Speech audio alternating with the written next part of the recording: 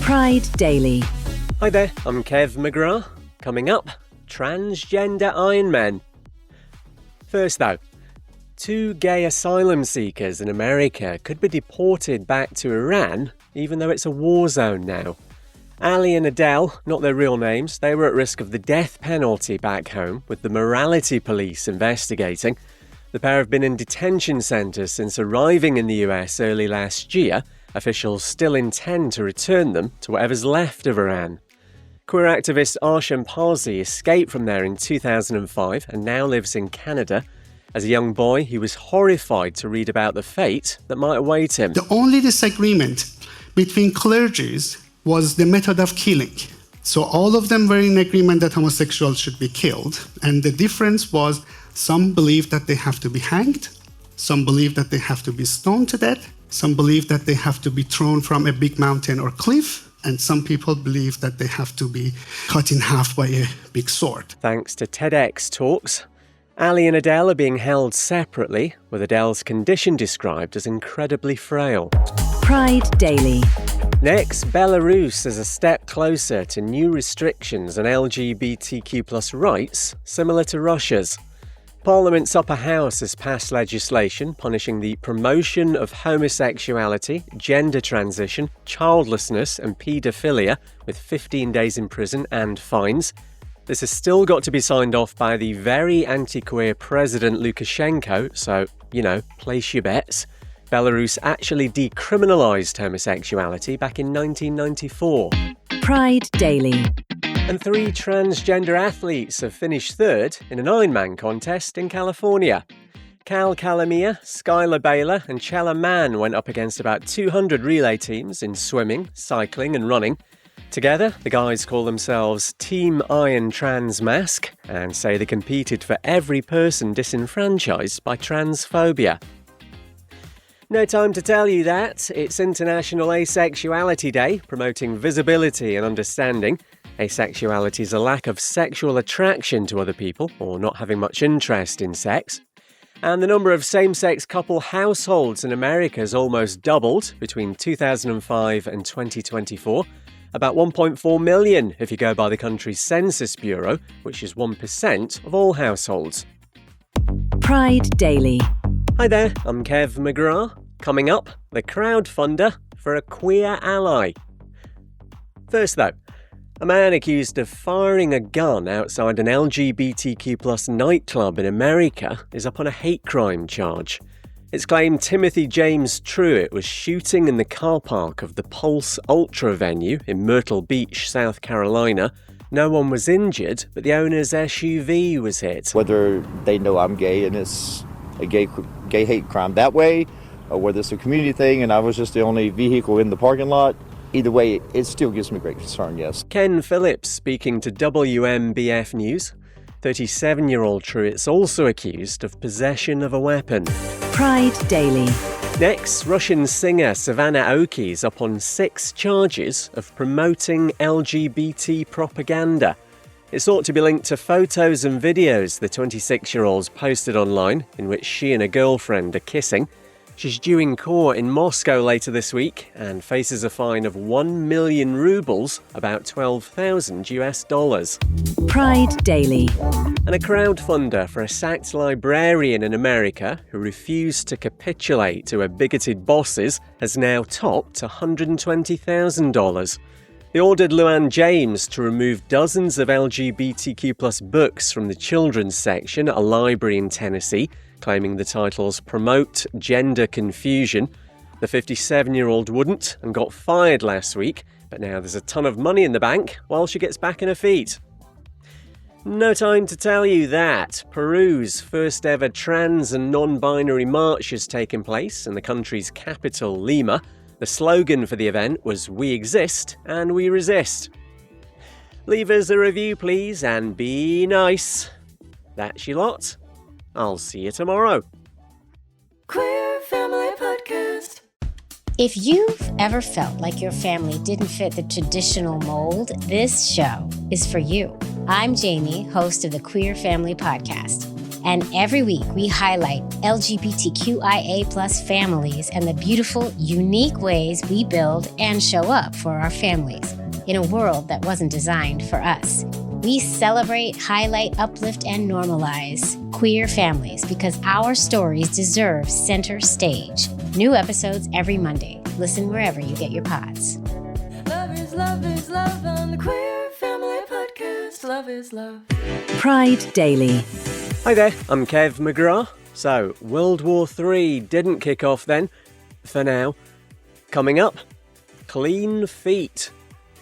First though, Argentinian footballer Ignacio Largo has come out as gay, but it actually happened 8 months ago.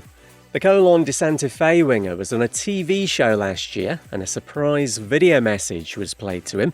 It featured his boyfriend, Gonzalo. Hey honey, I hope you like the surprise. All I can do is congratulate you and thank you for being such an excellent person. You're such a professional. I know how much effort you put into this. I know you have a dream and I love you very much. I'm sending you a huge kiss and thank you for defending the colours of my city. The clip's finally making headlines, even though it's been hiding in plain sight for absolutely ages. Largo's the first Argentine player to publicly come out. Pride Daily. Next, an anti-LGBTQ+ Christian author's been accused of multiple child sex crimes. John Kent Tarwater from Ohio in the US is charged with assaults over a 6-year period from 2019 on a victim who was aged 10 to begin with. The 55-year-old, who's a father of 10, has previously written about homosexual attacks on the standards of sexual moral behaviour. He denies the charges. Pride Daily.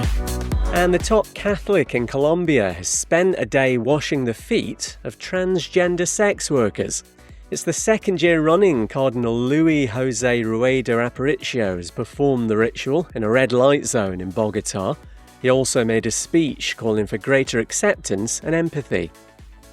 No time to tell you that Australian broadcaster ABC's cutting its funding of diversity and inclusion groups comes off the back of accusations from right-wing organisations that partnerships like this show bias. And two winners of a heated rivalry lookalike competition are now dating. Felix Eller and Aaron Matagi were the best Hollander and Rosenoff doppelgangers at the event in Washington, D.C. Pride Daily. Hi there, I'm Kev McGrath. Coming up, Renewable Jesus. We'll start with this though. The first shipment of a game-changing HIV prevention jab that's arrived in South Africa. Only 2 lenacapavir injections are needed per year, with hopes it could ultimately replace PrEP, a daily tablet. About 38,000 doses have been sent over from Ireland. Dr. Tedros Adhanom Ghebreyesus is Director General of the World Health Organization. Lenacapavir is not a vaccine, but it's the next best thing. A long-acting antiretroviral taken once every 6 months by people who are HIV negative, but at risk of infection. They include men who have sex with men who might find this medication more convenient to take. South Africa aims to reduce new HIV infections and end AIDS as a threat to public health by 2030. Pride Daily. To Italy next, and claims of threats to set transgender people on fire. It's claimed the offices of trans support organisation Gender X in Rome have been repeatedly targeted recently by a group of young people.